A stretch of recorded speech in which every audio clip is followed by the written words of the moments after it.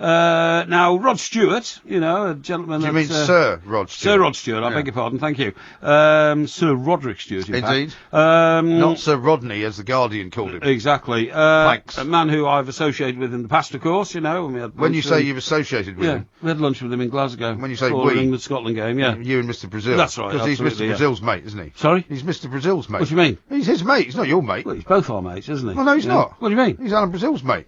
Well, I mean, Alan Brazil knows of him. Yeah, of course he does. No, he's Alan's friend, and you happen to tag along. No. That's the way it was. No. Why don't you just admit that? Al played for Scotland in the World Cup in '82 in Spain, right? Uh-huh. And Rod happened to be there and flying the Scottish flag and all that. So, obviously as a world famous singer, he met the Scottish squad and all that. So, yes, of course, there's association between Al and Rod. Yes, indeed. But, of course, I didn't regard myself as a junior member of the partnership, did I? Roderick's, Yes.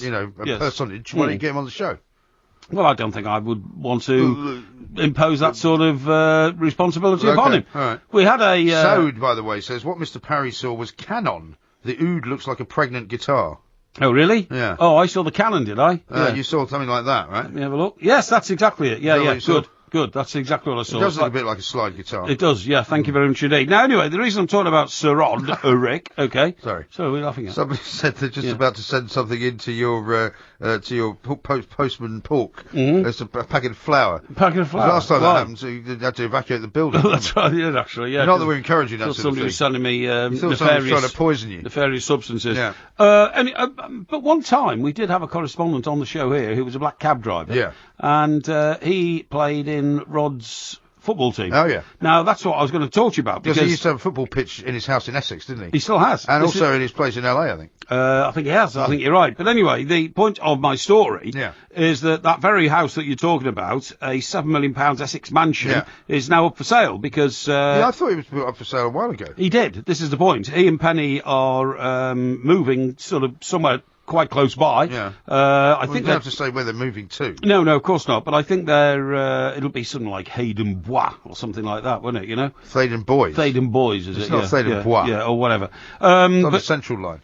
Is it on the Central Line? Yeah. But anyway, it seems as though they're sort of downsizing a bit or something. I'm not sure because obviously he's got homes all over the world. He's got children. He may have now fled the nest and all that. But anyway, point of the story is it's because of his football pitch. Yeah. The local estate agents think they're having a little bit of trouble moving the property. Well, because it's so unique. Right. How many people want to buy a home with a football pitch? You see what I mean? But I mean, if you don't want to use it as a full-size football pitch, you could do something else with the space, couldn't you? I suppose you could, but it might take a bit of renovation. But anyway, it says that the £7 million Essex mansion, Wouldn't you think it would be an ideal mansion, for example, for a footballer? You would, particularly played for like West Ham or something, who were over that way. Yeah. But he said, now this is what I object to. This was written by a lady diarist in a Sunday newspaper, and the tone of it, I think, is terribly offensive. Listen to this. Pop stars aren't known for their sophisticated taste when it comes to interior design. Well, who said that? Yeah, well, nobody. No. Okay. So she says, and judging by his £7 million Essex mansion, Rod Stewart is no exception. Yes. So this is a judgment. And she put Essex mansion in there as if that's a phrase which should be regarded with some sort of ordure. Like Essex girl. Please hold your nose while saying Essex mansion. Yeah, exactly, like Essex girl. Shocking. So then she goes on to palpably insult one of our greatest ever entertainers by saying the wrinkly rocker. The wrinkly rocker? Yeah. Do you mean one of the... To be honest, one thing that Sir Roderick is not is actually wrinkly. He's not wrinkly, and he's also... Ronnie Wood is wrinkly. Yeah, that's Mick right. Jagger is wrinkly. Yeah. Keith Richards is wrinkly. Yeah. But Rod actually isn't. No, and he's one of the biggest selling artists of all time, musicians and singers. So she goes on to say the wrinkly rocker and his wife Penny have had trouble flogging the home. Yeah.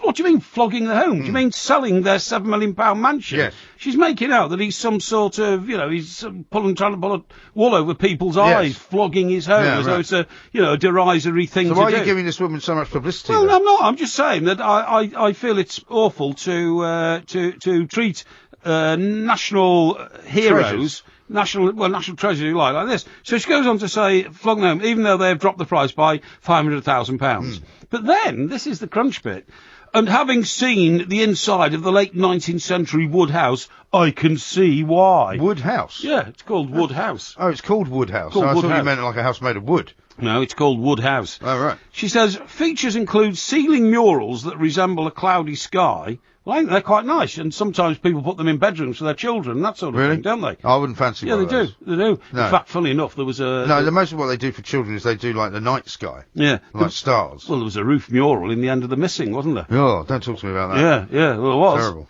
Anyway, to get back to this, features include ceiling murals that resemble a cloudy sky. Yeah.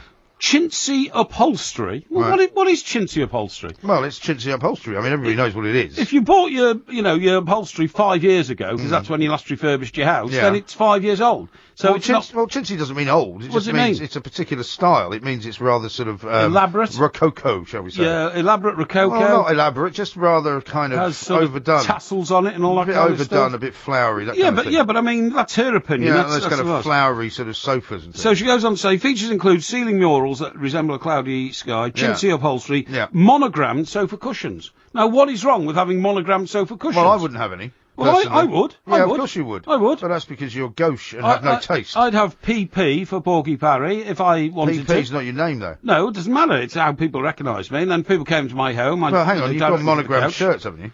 No. I thought you said you had. I thought you had monogrammed cufflinks. No, I haven't. I haven't got anything monogrammed. No, you told me you had monogrammed handkerchiefs, I'm sure. Well, I probably have. I've got Mike written on or something like that. No, they say Mike. Mike? Yeah. But that's all, That means I could use them then. Yeah, you could actually, if I wanted to. If I wanted to, but anyway, just to finish this off, look. So it says sofa cushions and wallpaper. This is the best thing, as dated as Rod's music. So she's talking about 50-year-old wallpaper. She obviously doesn't like him, does she? She doesn't. Who is this woman? Well, what's her name? Well, Charlotte Griffiths from the Mail on Sunday. Okay. And I mean, it's a really, really, I think, bitter piece. It's typical male kind of attitude, isn't it? Well, she's female, actually. No, I mean male as in M-A-I-L. Oh, I see what you mean, yeah. Well, I mean, that's up to them. But she goes on to say... What do you mean it's up to them? While the interior... They're very snobbish at the Daily Mail. Well, they're not all snobbish. Yeah, I mean, this is her. She's the... You've never worked there, have you? Anyway, no, I haven't, no. I have. But she says, but while the interior may be in need of an update, full marks to Rod's gardener, who keeps the lawns perfectly manicured. The grounds also include a pool, tennis court, summer house, and Celtic fan Rod's pride and joy, a full-size football pitch. Let's hope the prospective buyer loves the beautiful game too. I think that's a really bitter... snide. And snide and twisted piece, because... If you're as successful as Rod Stewart, I suppose you expect you're up there to be shot down. But why, for a woman who's a diarist who makes a living out of trying to, well, that's what they rub do. Shoulders with celebrities? But they snipe at people. That's what they do. Yeah, but I think it's miserable. Very, very miserable. Okay. Well, thanks for spending 10 minutes on it. Yeah. Well, why not? This is talkSPORT. Yes.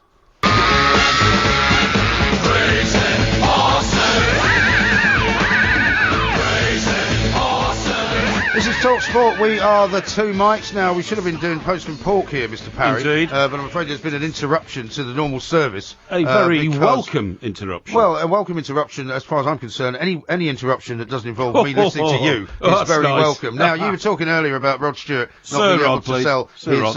yeah, well, I've already corrected you on that one. Rod, yeah. He doesn't mind if you call him Rod or Sir Rod, okay? Really? Yeah. He doesn't. Yeah. You were talking about how he couldn't sell his house. No, I wasn't. I was talking about a female diarist attacking Sir Rod Stewart and claiming that his house is a bit out of date. What would she know about it? I bet she lives in a shed that's probably not worth as much as... She probably lives with three other members of the... As Rod Stewart shed. Of the Daily Mail hothouse rabbit team who sit there and, pump out all sorts of nonsense all day. Anyway, Rod Stewart, Sir Roderick Stewart, is on the phone. Rod, a very good afternoon to you. Hi, guys. I just wanted to thank you so much for jumping to my defence. That was just admirable and nearly brought a tear to my eye. Well, that's very kind of you, Rod. It's that time of the day, isn't it? It really is. Of course, we had a tear in our eye when we found that you've got to knock £500,000 off the price of your £7.5 million house. So we thought we'd better empathise with you. I mean, did this woman from the Daily Mail actually come round and have a look at the place? No, of course they haven't. There is a sky painted on the bedroom ceiling for one of my boys when he was a child. See, I said that, yeah. As far as I'm concerned, chintz never goes out of fashion anyway. So well, actually, there's I don't know whether you saw this piece, Rob, but there is a picture of one of your rooms, and I have to say, I think it looks lovely. So it's got lovely draped curtains. Although to be honest, to be having a fashion endorsement from Mike Parry is not really what you want, is it? That's a bit harsh. But the thing, by the way, Mike and Alan are both very close friends of mine, so let's settle that one for good. Well, Rod, thank you very much indeed. I mean, we met you that time in Glasgow before that. that England-Scotland game, and it was a thrilling experience. Will you be having a football pitch at your new gaff, Rod?